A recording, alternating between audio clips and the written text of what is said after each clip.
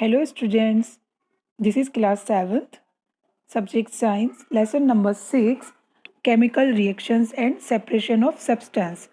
हम इस लेसन में केमिकल रिएक्शंस और सब्सटेंस से सेपरेट करते हैं जब वो किसी भी पदार्थ से मिल जाएं, जैसे लिक्विड को सॉलिड, और अगर ये मिक्सचर हो तो इन दोनों को सेपरेट कैसे करें, या लिक्विड और गैस को कैसे सेपरेट करेंगे, ये सेपरेशन ऑफ सब्सटेंस में हम देखेंगे। तो फर्स्ट टॉपिक हम लेंगे केमिकल रिएक्शंस। केमिकल रिएक्शंस को पढ़ने के लिए पहले हमें केमिकल रिएक्शंस में क्या क्या सब्सटेंस चीज़ें मैटर करती हैं उन्हें हम पढ़ेंगे। केमिकल रिएक्शंस जो हमारे चारों तरफ जो भी क्रियाएं हो रही हैं वो हैं केमिकल रिएक्शंस। जैसे बर्निंग, जो भी आग जल रही है उसमें क्या होता है, oxygen combines with another substance that and produce heat and light. जब कोई भी आग जल रही होती है तो आग क्या होती है, हवा के संपर्क में, तो हवा में क्या है, ऑक्सीजन। तो इससे क्या होता है, जब भी किसी केमिकल रिएक्शन में जब भी कोई ऑक्सीजन कंबाइन होती है उस प्रोसीजर में, तो क्या होता है, प्रोड्यूस क्या होता है, हीट और लाइट। ठीक है। अब एक जब rusting is a chemical reaction, लोहे पे क्या जंग लग जाती है, तो ये भी एक केमिकल रिएक्शन ही है। ये कैसे कैसे होता है, लोहा जैसे बाहर खुले में पड़ा होता है तो वो हवा के संपर्क में आता है और पानी के संपर्क में, और उसके ऊपर ब्राउन सी परत चढ़ जाती है, ये होती है रस्ट। जैसे हम दिवाली पे या कभी भी शादियों में पटाखे जलाते हैं तो ये भी एक केमिकल रिएक्शन ही तो है। जैसे मैग्नीशियम, फॉस्फोरस, सल्फर कंबाइन, ये सब ऑक्सीजन के साथ ही जुड़ते हैं, यानी ऑक्सीजन इस रिएक्शन में बहुत ज़्यादा इम्पोर्टेंट रोल प्ले करती है। ठीक है। और दूसरे एग्जाम्पल जैसे स्पॉइलिंग ऑफ मिल्क। अब मिल्क स्पॉइलिंग हम यहाँ पे से क्यों बोल रहे हैं, अगर दूध से हम दही जमाते हैं, ये भी एक केमिकल प्रोसीजर है। कि वैसे दूध तो अच्छा होता है ना, टेस्टी, लेकिन जब दही जमता है तो उसका टेस्ट कैसे हो जाता है, चेंज, सॉर, वो टेस्ट बदल जाता है। और ये नेक्स्ट है, इसी तरीके से जैसे हम सब्जियां काटते हैं, ब्रिंजल, तो वो कैसे थोड़ी देर के बाद क्या हो जाता है, ब्लैक हो जाता है। तो ये भी कैसे केमिकल रिएक्शन, हवा के संपर्क में आके बैंगन का कलर ब्लैक होने लगता है, इसलिए तो हम उसको इतनी देर तक गला के रखते हैं, थोड़ी देर के लिए पानी में, जब तक हम उसका सब्जी ना बनाए। उसको हम कटिंग के बाद खाना बनाने से पहले उसे पानी में डाल के रखते हैं। In a chemical reaction one or more new chemical substance are formed. कि जब भी कोई केमिकल रिएक्शन होती है तो क्या होता है, केमिकल रिएक्शन में कौन सा सब्सटेंस बनता है, या तो एक या उससे ज़्यादा सब्सटेंस बनते हैं। और ये before we study chemical reactions we should study matter, substance and elements briefly. Chemical reactions को पढ़ने के लिए पहले हमें ये भी तो देखना है कि मैटर क्या है, सब्सटेंस क्या है और एलिमेंट्स क्या है। तो पहले हम लेंगे matter. What is matter? You see and touch hundred of different things. हमने हमारे आसपास जितनी भी चीज़ें देखी है ना, जो भी हम छूते हैं, देखते हैं, तो वो सब क्या है, मैटर है, मैटर। जैसे कि टेबल, कुर्सी, बुक, पेन, बॉट, और जो हम कोक पीते हैं, अब ये सब क्या है, मैटर है। अब हम देखें कि जो चारों तरफ जो भी यूनिवर्स है, जितना भी स्पेस है, हर चीज़ मैटर से बनी हुई है। Matter composed of basic units called molecules. कि मैटर्स किससे बने हुए होते हैं, मॉलिक्यूल्स से। अब molecules which themselves are made of smaller units called atoms. Matter किससे बना हुआ है, मॉलिक्यूल्स से। और मॉलिक्यूल्स किससे बनते हैं, छोटी छोटी स्मॉल, जो छोटे छोटे एटम्स होते हैं उनको हम कहेंगे atoms. All matter exist in one of the three physical states. और जितने भी मैटर हैं वो उनकी फिजिकल स्टेट्स तीन भागों में बांटा गया है, जैसे solid, liquid and gas. Water is a substance that is familiar to us. कि वाटर ही ऐसा एक वाटर जैसा एक सिंपल सा सब्सटेंस है जिससे हम सब परिचित हैं।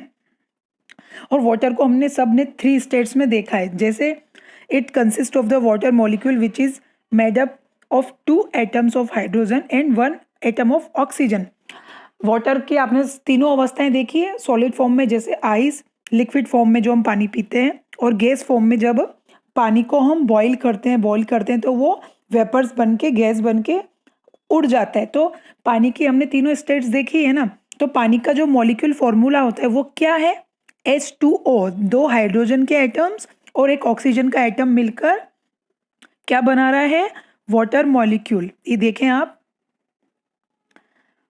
और अब हम देखेंगे कि प्योर सब्सटेंस क्या है। An atom is a tiny building block of matter, कि ऐसा सब्सटेंस जो कि क्या है, बहुत ही एटम्स से बना हुआ है, और a molecule which is made up of 2 और more atoms chemically bonded together is the smallest particle of a substance that has all the properties of that substance.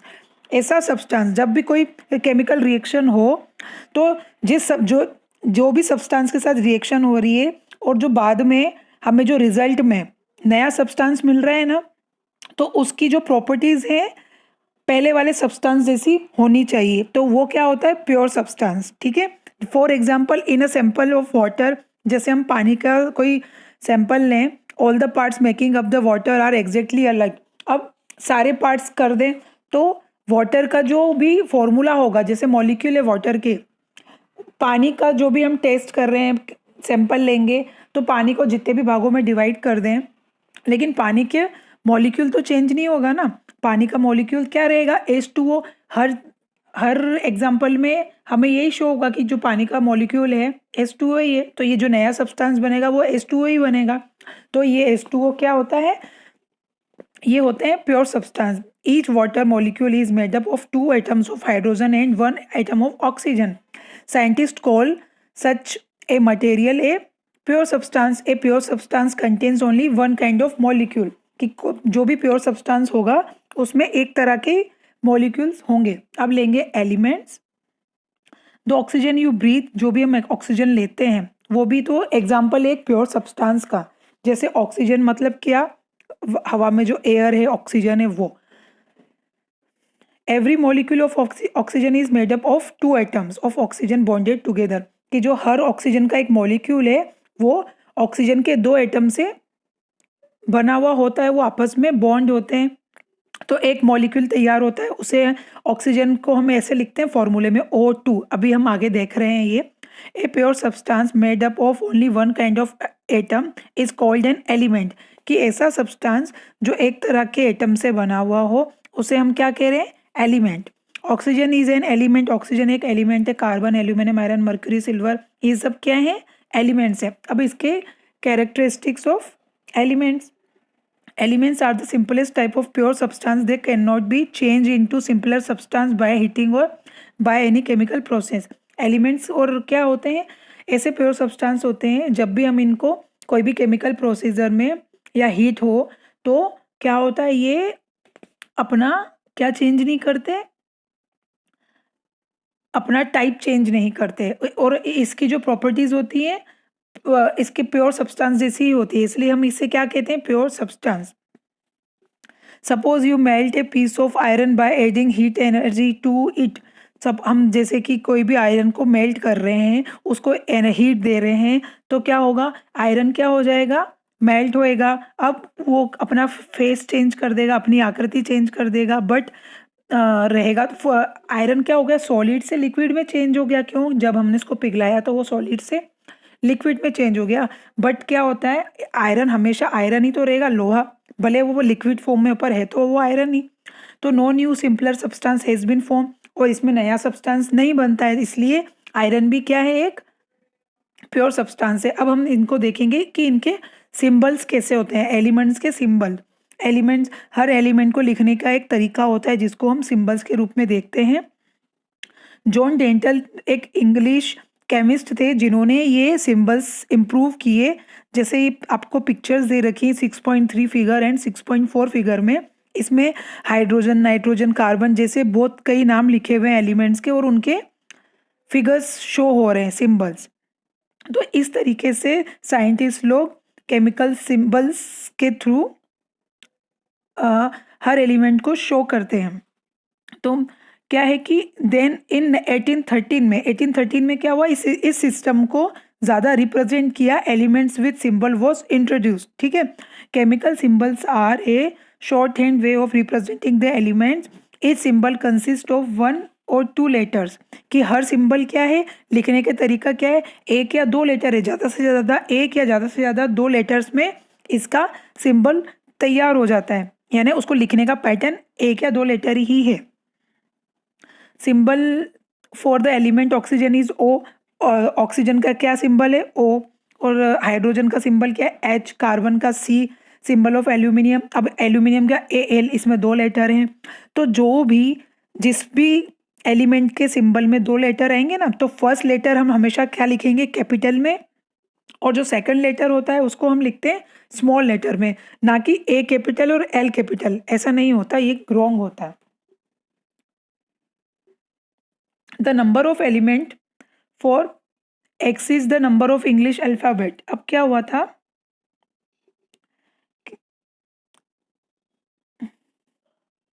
आप इस टेबल पे देखें, जब भी किसी भी एलिमेंट्स के लिए नंबर्स लिखे जाते हैं तो इंग्लिश अल्फ़ाबेट्स में क्या होते हैं कि ये क्या बहुत ज़्यादा एक्सीड्स, यानी कि थोड़े अलग होते हैं। इसलिए नंबर्स को क्या लिखने के लिए, एलिमेंट्स के नंबर्स को लिखने के लिए साइंटिस्ट हमेशा लैटिन भाषा का यूज़ करते हैं, यानी इनके जो लैटिन भाषा में जो इनके नाम होते हैं उनका यूज़ करते हैं। जैसे आप इस टेबल में देखेंगे कि ये तो कॉमन एलिमेंट्स हैं, और ये वाले जो है ना लैटिन नाम, आप ये देखें, इनको पढ़ेंगे तो आपको समझ में आएगा कि सोडियम को एस नहीं लिखा गया सिंबल के थ्रू, इसका जो लैटिन नाम है नाइट्रियम, तो उसको एन ए दे दिया। आयरन का फेरम है तो एफ ही दे दिया। सिल्वर का आर्गेंटम है तो ए जी, और गोल्ड का ओरम है तो ए यू। ऐसे ही बहुत सारे नाम है, एलिमेंट्स हैं जो लैटिन भाषा के नाम के ऊपर उसके सिंबल्स रखे गए हैं। ये आपकी जो टेबल है ये एज इट इज़ ही आपको ऐसे ही पढ़ना है, ऐसे ही, इसमें कोई करेक्शन नहीं है, जैसा भी ये है आपको ऐसे ही ध्यान में रखना है।